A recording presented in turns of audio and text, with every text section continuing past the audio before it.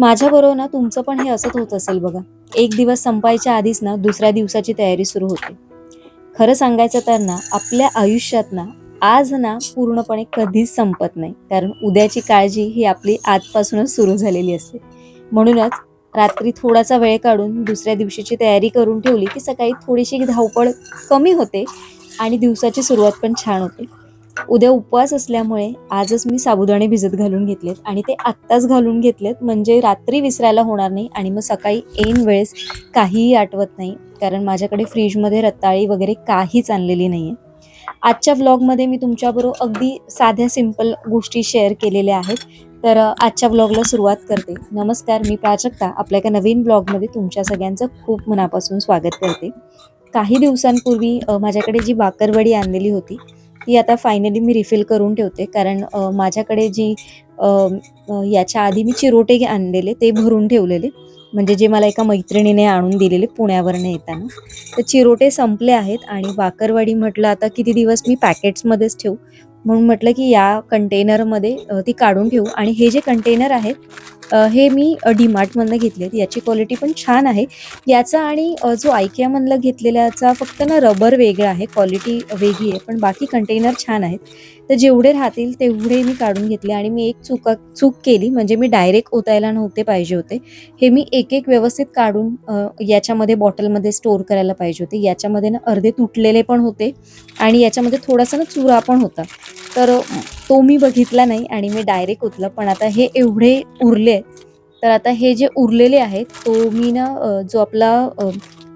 जो दुसरा कंटेनर खाली झालेला ग्लासचा ज्याच्यामध्ये चिरोटे होते, मग त्याच्यामध्येच ओतून ठेवणार आहे. सगळं एकाच डब्यात आणि मग वेगवेगळं ठेवण्यापेक्षा म्हटलं चला थोडेसे ह्याच्यात काढून ठेवते आणि ते पण काढून ठेवूया आपण.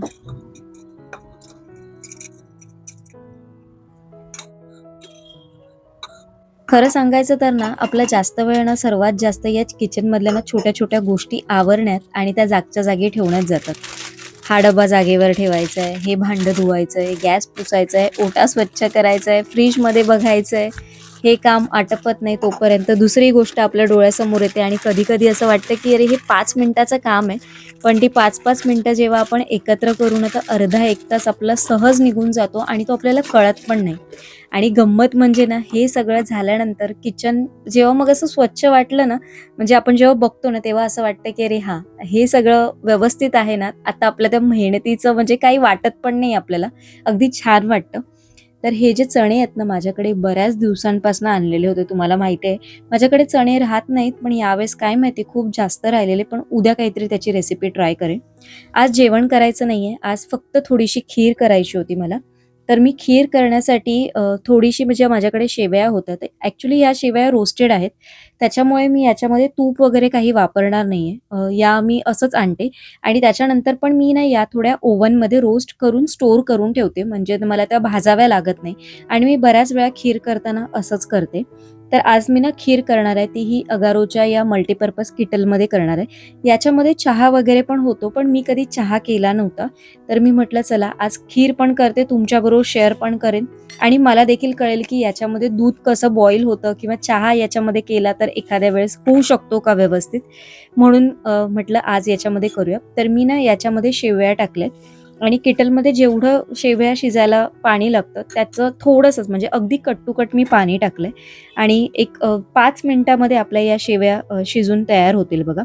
आणि शेवया शिजल्या की म्हणजे माझी पद्धत खीर करायची झटपट ती तुमच्याबरोबर शेअर करते. तर याच्यामध्ये थोडीशी साखर टाकली. साखर खूप जास्त नाही टाकली, कारण जेवढं कमी गोड असेल तेवढं चांगलं. आणि ही जी खीर आहे ना, आम्हाला खायची आहे गुलाबजामसोबत. Instaवरती एक रील बघितलेली आणि त्यांनी गुलाबजामबरोबर रबडी सर्व्ह केलेली. आमच्याकडे आता ही खीर खायची आहे घट्ट अशी गुलाबजामसोबत. म्हणून हा सगळा खटाटोप आहे. कारण जेवणाचा म्हणजे जेवणाचा आज काहीच त्रास नाहीये. जेवण सकाळीच झालेलं होतं. आता फक्त काहीतरी करायचं आहे, भात किंवा चपाती. तर ही वेलची पूड करून घेणार आहे मी आता आणि मी याच्यात ड्रायफ्रुट्स वगैरे पण काही वापरणार नाहीये या खीरमध्ये. तर वेलची पूडसाठी मी ना नेहमी पहिलं करून ठेवायची अशाच एका बरणीमध्ये. पण नंतर मी या बरण्यांमध्ये पूड करून ठेवणं कमी केलं आणि ना या खलबत्त्यात खूप छान पूड होते. त्याच्यामुळे मी बऱ्याच वेळा आता हा खलबत्ताच वापरते, म्हणजे ज्याच्यामध्ये पटकन तिथल्या तिथे आणि एक छान फ्लेवर येतो. कुठल्याही तुम्ही जर गोड पदार्थाला वेलची वापरली ना अशी खलबत्त्यात कुटून, तर ती खूप छान टेस्ट देते. तर आता मी याची पूड करून घेतली. जवळपास 4 ते 5 मी वेलची घेतली आणि या बॉटलसाठी जी वेलचीची बॉटल आहे त्याच्यासाठी पण खूप जास्त कमेंट देतात मला, की हे तू एक्झॅक्टली कुठून घेतलीस? तर ह्या मी IKEAमधनं घेतलेल्या आणि तो 4चा सेट येतो. मी तो 4चा म्हणजे असे 8 बॉटल मी टोटल घेतल्या. 4 बॉटल मी समोर ठेवलेल्या आहेत. जो छोटासा माझ्याकडे रॅक आहे आणि 4 बॉटल माझ्या किचन कॅबिनेटमध्ये ठेवलेल्या आहेत. ज्या वेलचीच्या साली येतात त्या मी अशा चहाच्या बॉटलमध्येच नेहमी टाकून स्टोअर करते. पहिलं मी त्याची पण पूड करायची. पण आता जेव्हापासून डायरेक्ट करायला लागली वेलची पूड तेव्हा मी अशाच वापरते.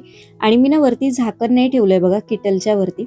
म्हणजे दूध मी असंच उकळायला दिलेलं आहे आणि दूध मला पूर्णपणे घट्ट करून घ्यायचंय. तर आता दूध बऱ्यापैकी थोडंफार आटत आलंय आणि ते माझी पूड पण झाली. तर आता ही याच्यामध्ये ओतून घ्यायची आणि ना याच्यामध्ये एक गोष्ट मला जाणवली, खाली कुठेही लागलं नाही आणि ना दूध माझं लवकर आटलं.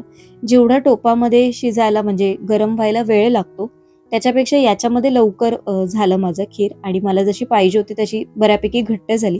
थोडं थंड झाली ना की ती अजून घट्ट होईल, कारण मला आता ही मी डीप फ्रीजला टाकणार आहे, म्हणजे लवकर थंड होईल, रात्री खायला मिळेल म्हणून. आणि बऱ्याच वेळा असं जेवणानंतर गोड खाण्याची काही ना काहीतरी इच्छा होतच असते. याच्यामध्ये मी पण ड्रायफ्रुट्स वगैरे टाकलेले नाहीत. इन्स्टंट तुम्हाला खीर करायची असेल तर ही रेसिपी तुम्ही नक्की ट्राय करू शकता.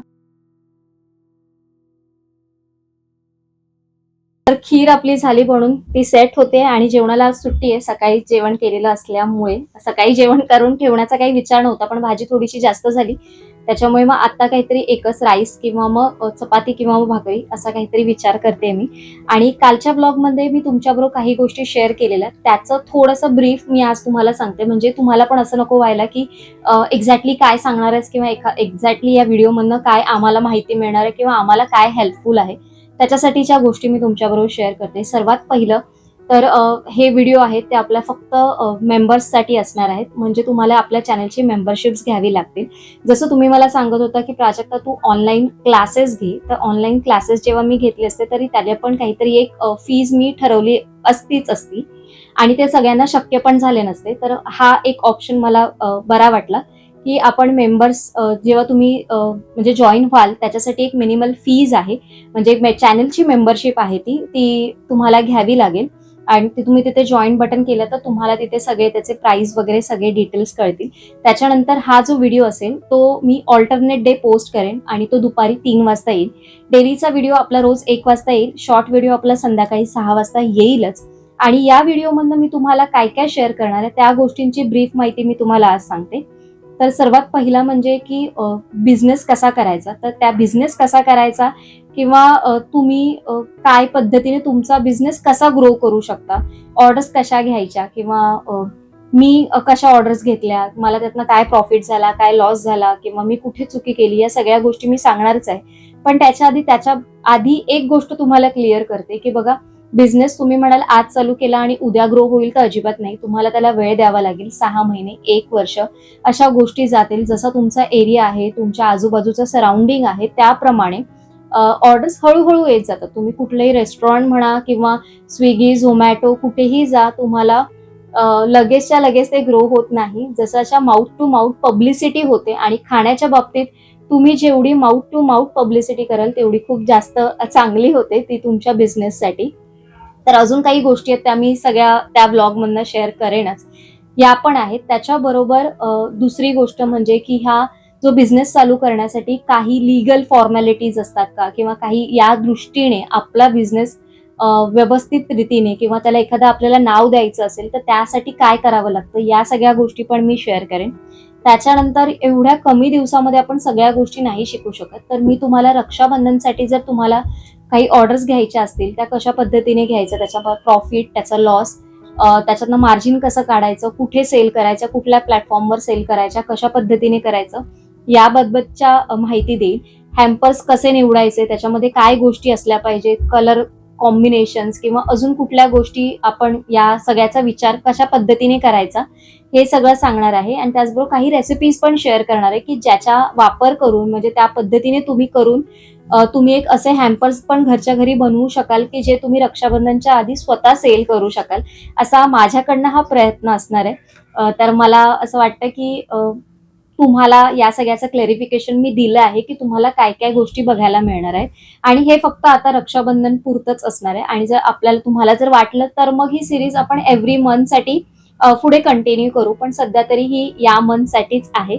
तर तुम्हाला कशा वाटतायत, काही क्वेरीज असतील किंवा तुम्हाला अजून काही विचारायचं असेल तर मला नक्की विचारा. कारण 31 तारखेपासून आपले व्हिडिओ ते 3 वाजता दुपारी येत जातील. टाइम जर तुम्हाला थोडाफार काही वाटत असेल तर ते देखील मला कमेंट करून सांगा. तर मी खाली तसं म्हणजे टाइम ऍडजस्ट करून मग आपण त्या रीतीने पोस्ट करू. पण 3 वाजता मला ओके वाटतो. म्हणजे सगळ्यांना जर घरात असणाऱ्या ज्या बायका आहेत किंवा ज्या गृहिणी आहेत त्यांना मुलांचं वगैरे सगळं आवरून वगैरे शाळेतनं घेऊन येऊन मग जो दुपारचा वेळ मिळतो त्याच्यासाठी तुम्ही हा व्हिडिओ बघून स्वतःच्या डोक्यामध्ये थोडाफार विचार पण करू शकतो. त्याच्यासाठी तुमच्याकडे पण थोडासा वेळ मिळेल.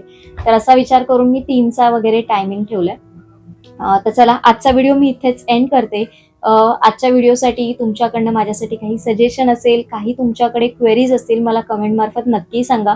व्हिडिओ कसा वाटतोय ते देखील मला सांगा. आपल्या बऱ्याचशा मैत्रिणी व्हिडिओ रोज बघतात पण सबस्क्राईब करत नाही, तर प्लीज सबस्क्राईब करा आणि हा व्हिडिओ हाईप करा. म्हणजे हा व्हिडिओ जास्तीत जास्त लोकांपर्यंत पोहोचेल आणि त्यांना पण यातनं काहीतरी एक फायदा म्हणजे त्यांना पण काहीतरी उपयोग होईल. आणि माझा तोच प्रयत्न असणार आहे. चला उद्या एका छानशा ब्लॉगमध्ये भेटते. आजचा ब्लॉग इथेच एंड करते. सर्वांना Shri Swami Samarth. Bye bye and take care.